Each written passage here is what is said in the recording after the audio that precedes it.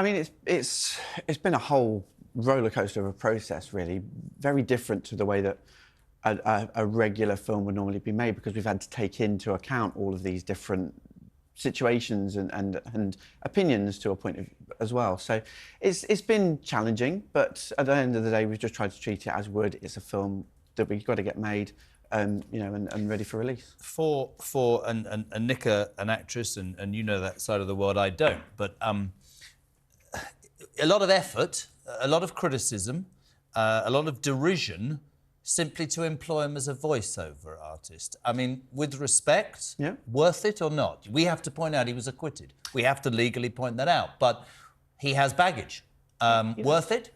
Yeah, I would say so. All in all, because it gets you publicity. I'm being honest. I'm not being because it's got you publicity. If I'm completely honest, for me, it was the opportunity to work with an Oscar movie. He's got 2 Oscars more than I have. Was it that, or was it because you knew, irrespective of what's happened to him, that there would be publicity around your film because of his background? There was a factor in it, I expect, as well, between all of us as a team, as the producers. You know, that was an element. We knew that it would sell the film. There is a huge fan base that's out there for him. So we knew that was a part of it, but, you know, it's still, you know, one of the best actors of our generation that, you know, I got to work with. So for me, that was a huge draw. So you actually cast him in this role before you knew the outcome of the case, before you knew the verdict. Obviously, he was acquitted of all charges. Just taking us back to then, you made this decision knowing what could have happened coming up in the future. Didn't end up happening, but it could have done nonetheless.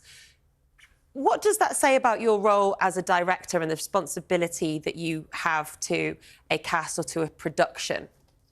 Well, I mean, he had already been acquitted in the US by this point, by the time we'd done that. His UK trial was still outstanding.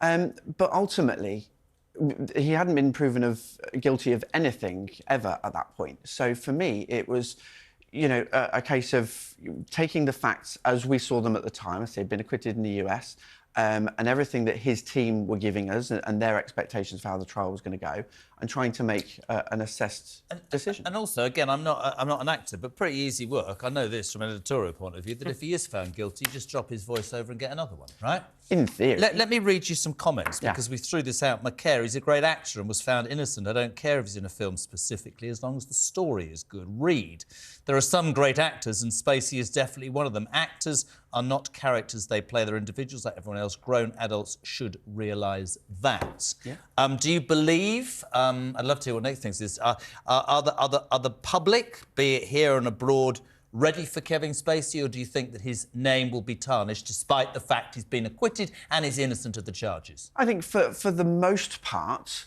that we are seeing a huge wave of positivity, both from his fan base and film fans in general. There are those quarters that will always have made their mind up, no matter what the outcome was going to be. And nothing would ever change their mind on that, and that's entirely their right to do so.